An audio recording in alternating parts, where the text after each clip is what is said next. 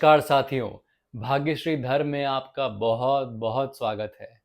सरल गीता दर्शन की अपनी सीरीज में अब हम अध्याय 1 की समाप्ति पर पहुंचने वाले हैं। इससे पहले हमने जाना था कि अर्जुन कहते हैं कि जब हमारा कुल धर्म नष्ट हो जाता है तो फिर हमारी आत्मा बरसों तक, कई सालों तक, सदियों तक नरक में वास करती है और इसके बारे में हमने काफी गहरी चर्चा भी करी थी। श्लोक नंबर 45 में अर्जुन कहते हैं, अहो बतं महत्पापं कर्तु व्यवसिता वयं यद्राजसकुलोभेन हन्तुं स्वजनमुद्यताः। इसमें अर्जुन कहते हैं कि कितने शोक की बात है कि हम जैसे बुद्धिमान लोग भी तैयार हो गए हैं ऐसा पाप करने के लिए, कि हम जैसे लोग भी राज्य और सुख के लोभ में अपने स्वजनों को ही मारने के लिए तैयार हो गए हैं। इस श्लोक में भी अर्जुन यही कह रहे हैं कि हमें युद्ध क्यों नहीं करना चाहिए, लेकिन यहाँ पे उनका दृष्टिकोण बदल गया है। इससे पहले के श्लोकों में अर्जुन तर्क दे रहे थे श्री कृष्ण को, लेकिन अब यहाँ पे वो अपनी व्यथा बता रहे हैं, वो अपना दुख बता रहे हैं कि उनको कितना बुरा महसूस होता है कि उन जैसे तेजस्वी लोग जो हमेशा सत्य का साथ देते हैं, वो ऐसा घनघोर पाप करने के लिए तैयार हैं, सुख और राज्य की चाहत में। इस बात को सुन के हम समझ गए हैं कि अर्जुन अब तनावग्रस्त हो गए हैं। हम समझ गए हैं कि अब वो दुख से भी आगे बढ़ गए हैं। अब उनके जीवन में, उनके मस्तिष्क में, उनके मन में तनाव बैठ गया है। जहां से अर्जुन बोलना शुरू हुए थे और अब वो जहां पहुंच गए हैं, ये तो यही दिखाता है कि अर्जुन की मनोस्थिति बहुत ज्यादा गंभीर हो गई है। साइकोलॉजी की भाषा में समझें तो अर्जुन का ब्रेकिंग पॉइंट आ गया है। अर्जुन के मस्तिष्क ने, अर्जुन के मन ने अब काम करना बंद कर दिया है। अब अर्जुन टूट चुके हैं।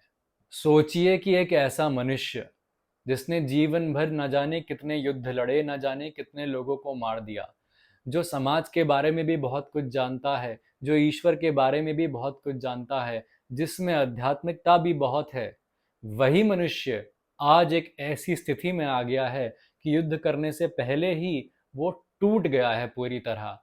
उसके हाथ से कोई चीज उठ तक नहीं रही है।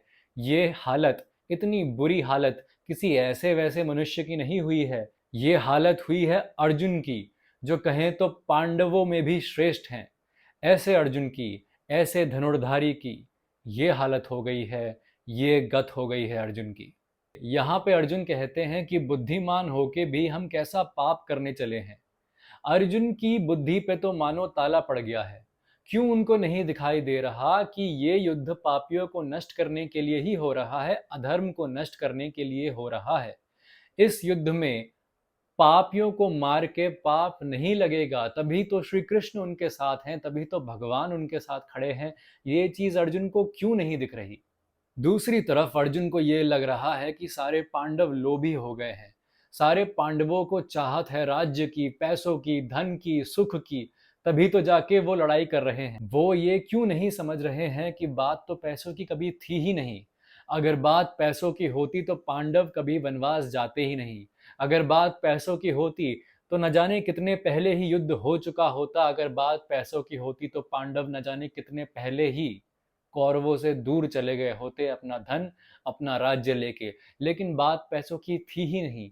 बात थी सत्य की, कि कौन ठीक है, कि कौन धर्म के साथ है और कौन अधर्म कर रहा है, कौन अत्याचार कर रहा है। ये बात अर्जुन के मन से हट गई है। ये बात अर्जुन की मनोस्थिति से हट गई है। अर्जुन अब बहुत ही ज्यादा बुरी हालत में आ गए हैं, एक दयनीय स्थिति में आ गए हैं।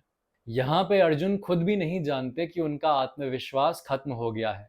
वो तो खुद को तर्क देने लगे हैं कि मैं ही गलत हूँ, मैं ही बुरा हूँ, मैं ही पाप करने वाला हूँ। ये जो कौरव हैं, इनसे तो कभी किसी की कोई उपेक्षा थी ही नहीं। मुझे सब मानते थे कि मैं धर्म का काम करूँ, मैं इनसे बेहतर हूँ, और अब मैं खुद ही पाप करने वाला हूँ।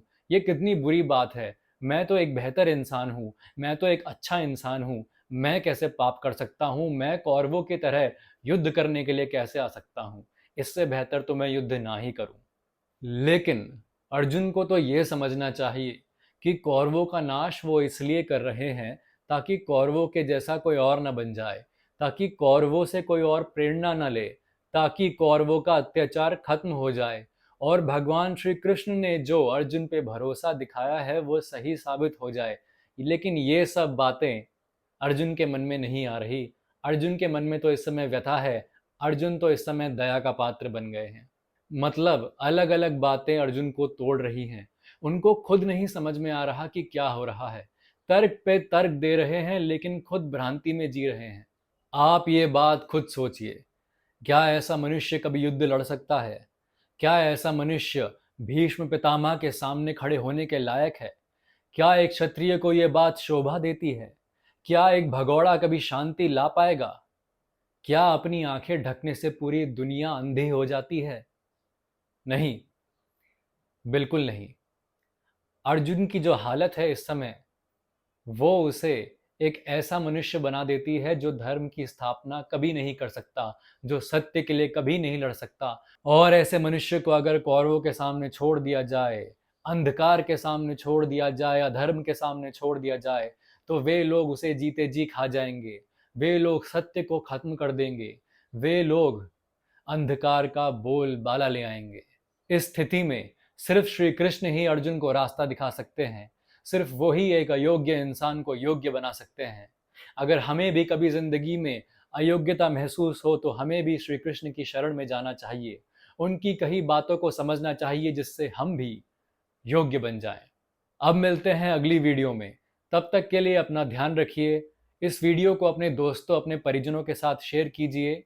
धर्म को मजबूत कीजिए। हमारी वीडियोस पे कमेंट करके हमें बताइए कि आपको कैसा लग रहा है भगवत गीता को बहुत ही सरल तरीके से जानना। और सबसे महत्वपूर्ण बात, भगवत गीता को अपने जीवन में बदलाव लाने दीजिए। धन्यवाद।